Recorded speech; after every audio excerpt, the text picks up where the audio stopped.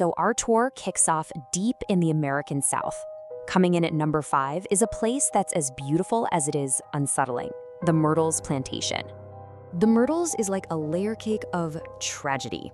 For starters, it was built way back in 1796, supposedly right on top of a Native American burial ground, which is, never a great sign. It's been the scene of a whole lot of alleged murders over the centuries, but the most famous ghost story by far is about a slave named Chloe, who was supposedly hanged for poisoning the plantation owner's family. And this is where the legends get really specific and creepy.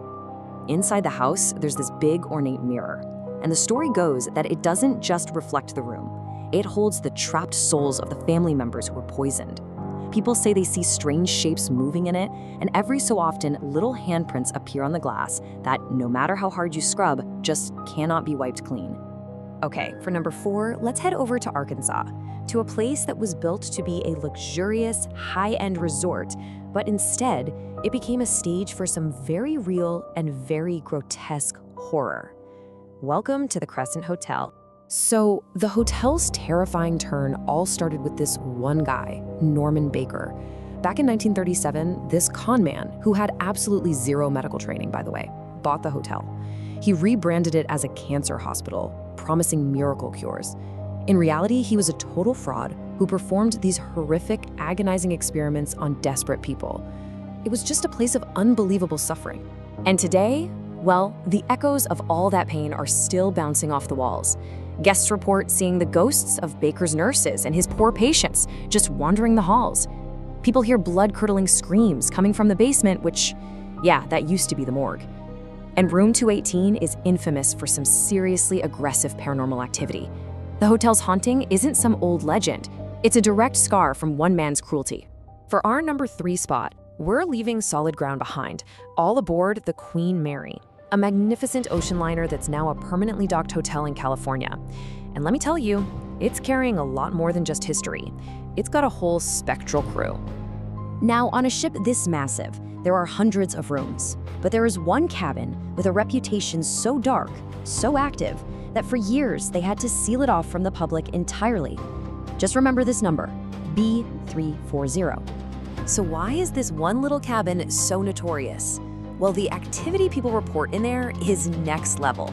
We're not talking about a little bump in the night. We're talking severe poltergeist events, disembodied voices whispering in the dark, and probably the worst, guests reporting that their bed covers are violently ripped right off them while they're sleeping. It got so bad, the management just locked it up for years. Coming in hot at number 2 is a place with, and this is no exaggeration, probably the darkest, most violent, true crime-soaked history of any hotel in America. This is the infamous Cecil Hotel in downtown LA. I mean, just look at this timeline. The darkness in this building is just relentless. From the moment it opened, it was like a magnet for tragedy and death. In the 80s, the serial killer Richard Ramirez, the Night Stalker, actually lived at the Cecil while he was out committing his heinous crimes. But the hotel's modern reputation for being haunted comes from a much more recent and completely baffling mystery. Back in 2013, the tragic story of Elisa went global. It was because of this deeply disturbing elevator security footage that showed her acting incredibly erratically, almost like she was hiding from someone, or something, that wasn't there.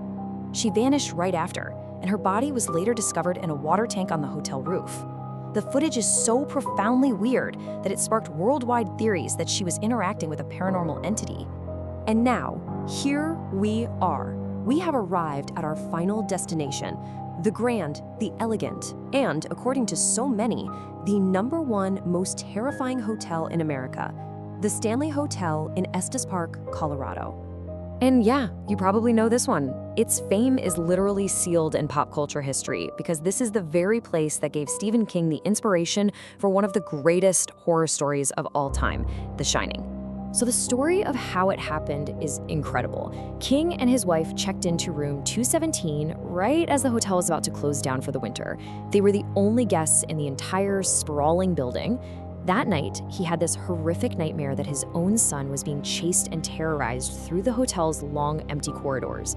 That dream, combined with some genuinely strange, paranormal things he witnessed himself in the empty hotel, basically gave him the entire blueprint for the novel on the spot. But look, The Stanley's hauntings go way beyond Room 217 and Stephen King. For decades, guests have consistently reported hearing phantom children laughing and running up and down the halls late at night when nobody's there. The original owners, F.O. Stanley and his wife Flora, are also said to still be around. People see his apparition overseeing the hotel, and every now and then, the faint sound of Flora's antique piano can be heard playing from the music room. So after hearing about all these places, it really makes you wonder, right? Why do we do this? Why are we so fascinated by these dark histories? Why do we actually book rooms in hotels where we know for a fact that terrible, unspeakable things have happened? You know, maybe it's a way for us to confront our own fears about death and the unknown, but in a safe way, you know? A place we can leave in the morning. Or maybe, just maybe, it's because a little part of us secretly hopes will be the one to hear that phantom piano or see that handprint on the mirror and get that one little glimpse of something beyond our world. Whatever the reason is, if you ever do decide to check in to one of these historic, haunted spots, might I suggest sleeping with the lights on? You know, just in case.